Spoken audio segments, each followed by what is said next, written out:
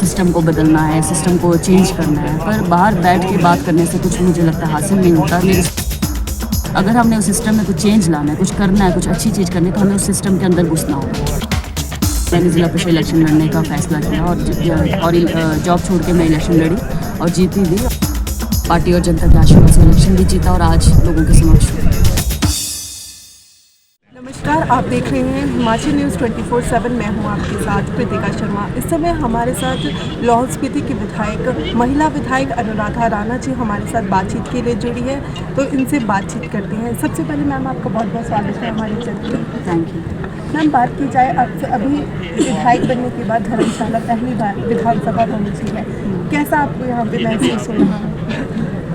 जी, अच्छी अनुभूति है। विंटर सेशन मेरा एक तरह से पहला एक्सपीरियंस है। इससे पहले पर हम मानसून सेशन अटेंड कर चुके हैं, तो उस समय जो भी सीखा, जो भी तजुर्बा हमने ग्रहण किया, बहुत अच्छी अनुभूति है। और इस विधानसभा के अंदर पहुंच के एहसास होता है कि हम कितने इम्पोर्टेंट एक पोस्ट पे हैं और कितना हमारा एक फ़र्ज़ है पब्लिक के प्रति। तो उस जिम्मेदारी का एहसास डबल हो जाता है, तो वही कोशिश हम करते हैं कि उस जिम्मेदारी को निभाएं।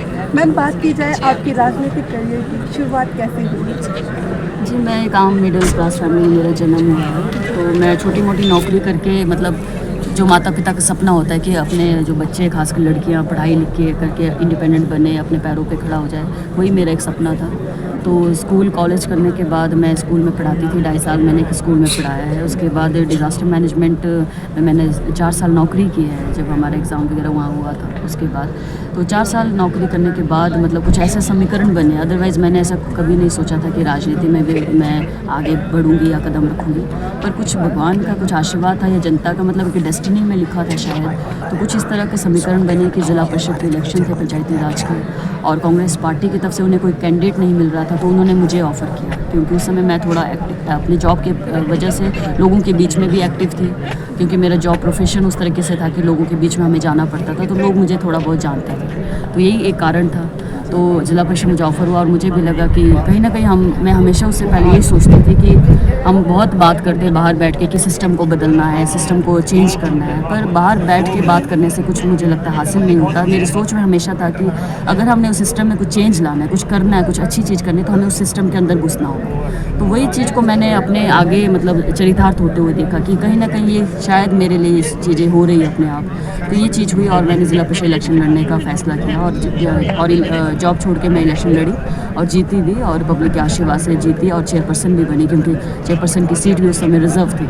तो 2.5 साल ही मुझे उस समय अपने कार्यकाल में हुए थे। हमने कोशिश की, हर घर हर गांव तक हम लोगों की समस्याओं को जानने के लिए पहुंचते थे और लोगों के बीच में मतलब एक पहचान कमाई, लोगों का बहुत प्यार कमाया। लोगों ने मतलब बहुत अप्रिशिएट किया कि छोटे से कम समय में 2.5 साल के कार्यकाल में मतलब लोगों ने बहुत मुझे अप्रिशिएट किया, प्यार दिया, और एक तरह से लोगों के बीच से आवाज़ आई। और आप देख सकते हैं कि बाई इलेक्शन का जो कुछ हुआ हमारे हिमाचल में, तो उस समय टिकट की बात चली, तो कभी भी मैंने सोचा नहीं था कि मुझे टिकट मिलेगा। पर मैं हाईकमान का, अपनी पार्टी का विशेष धन्यवाद करती हूँ, माननीय मुख्यमंत्री महोदय जी का, और अपनी जनता का, जिनके फीडबैक और जो ग्राउंड की जो रिपोर्ट जाती है उसके हिसाब से एक से बढ़कर एक धुरंधर हमारे टिकट की रेस में था, पर फिर भी मुझे टिकट दिया गया। तो मैं पब्लिक का और विशेषकर अपनी पार्टी का बहुत धन्यवाद करती हूँ। तो ये इस तरह के समीकरण बने, इलेक्शन लड़ा और पार्टी और जनता के आशीर्वाद से इलेक्शन भी जीता और आज लोगों के समक्ष हूँ।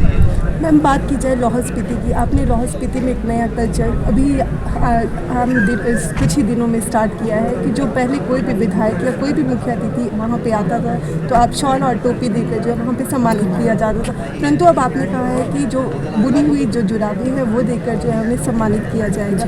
इसके पीछे आपको कैसे जो है ये ख्याल है?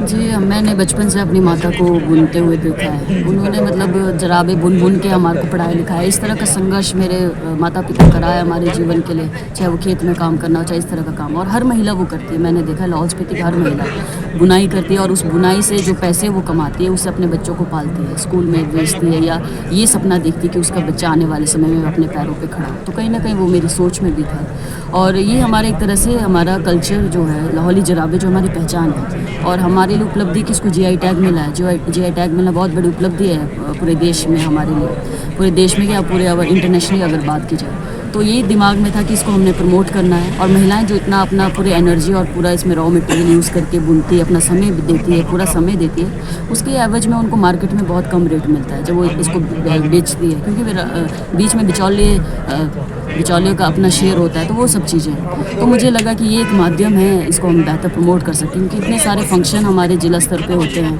तो हम देखते हैं कि वहाँ पे शॉल दी जाती है, टोपी दी जाती है। टोपी तो हमारी पहचान है ही, इसको हम आगे भी कंटिन्यू करेंगे। पर साथ में लाहौली जुराबों को प्रमोट करने के लिए हमने ये निर्देशित किया पूरे डिपार्टमेंट और प्रशासन को, ताकि महिलाओं को इसका डायरेक्ट बेनिफिट मिले। महिलाओं से डायरेक्ट इसका परचेज़ किया जाएगा और बिना किसी बिचौलिए के इसको डायरेक्ट परचेज़ किया जाएगा, ताकि डायरेक्ट महिलाओं को इसका बेनिफिट मिले। क्योंकि हम देखते हैं कि जितने भी हमारे ये अमेज़ॉन या अदर प्लेटफॉर्म्स हैं, इसमें एक एक जुराब 500 या 600 में बिक रही है। और जब हम ओरिजिनली ग्राउंड में देखते हैं तो महिलाओं को सिर्फ 100-150 के बीच में उसका रेट मिलता है। तो इतना फ़र्क है। तो वही हम चाह रहे हैं कि महिलाओं को इसका डायरेक्ट बेनिफिट मिले जो इतनी मेहनत करते हैं। मैम, बात की जाए, आप महिला विधायक जो है यहाँ पर चुनकर आई है, तो आपने कौन कौन से जो मुद्दे हैं वो महिला सशक्तिकरण के लिए विधानसभा में उठाए हैं? जी, अभी तक तो आप देख सकते हैं कि पिछले 2 दिन से हमारे कोई मुद्दे खास डिस्कस नहीं हो पा रहे विधानसभा में, क्योंकि विपक्ष की तरफ से रूल 67 के तहत एक प्रस्ताव आया है, स्थगन प्रस्ताव, जिससे कि ऐसा होता है कि पूरी आपकी दिनचर्या स्थगित हो जाती है। तो जो भी हमारे क्वेश्चंस लगे थे पिछले 2 दिन में वो डिस्कस नहीं हो पाए। तो पिछले 2 दिन में हमारे PWD से रिलेटेड भी कई सवाल थे। आज भी मेरा दो सवाल स्टार्ट क्वेश्चन में लगे थे, और हमने 0 आवर के लिए भी अपने डिस्कशन के लिए टॉपिक दिए थे। पर स्थगन प्रस्ताव की वजह से वो सब डिस्कस नहीं हो पाया। पर उम्मीद करते हैं कि कल से हम इसको रूटीन में कर पाएंगे अगले 2 दिन के सेशन में। जहाँ तक महिला सशक्तिकरण की बात है, ये महिलाओं से संबंधित सवाल की बात है, तो इसके लिए भी हमने एक क्वेश्चन प्राइवेट विल में रेजोल्यूशन के लिए हमने दिया है। मेरे ख्याल से वो कल लग जाएगा। तो कल हम कोशिश करेंगे इस पर हम अपनी बात रख पाएँ। ये एक्चुअल में महिलाओं के एम्प्लॉयमेंट से संबंधित है, नॉट ओनली महिलाएँ, सभी के लिए है। पर फोकस हमने मुख्यतः इसमें महिलाओं पर भी किया है, क्योंकि महिला होने के नाते हमारे ऊपर भी एक बड़ी जिम्मेदारी है। तो एम्प्लॉयमेंट से संबंधित है, और बाकी अन्य कंट्रीज़ पे किस लेवल पे, किस पहल पे इस पे कार्य हो रहा है, उससे संबंधित भी हम अपनी बात रखेंगे। और भी अन्य मुद्दे हैं अपने ज़िला से संबंधित, पर कल हम देखते हैं कि और उम्मीद करते हैं कल विधानसभा में इस पर डिस्कशन हो। और ये स्थगन प्रस्ताव जो है, आज जो इसकी चर्चा आज भी चली हुई है, और ये यदि आज ख़त्म होता है तो कल हम इस पर चर्चा कर पाएंगे। बहुत बहुत धन्यवाद। Thank you. आप देख रहे हैं हिमाचल न्यूज़ 24।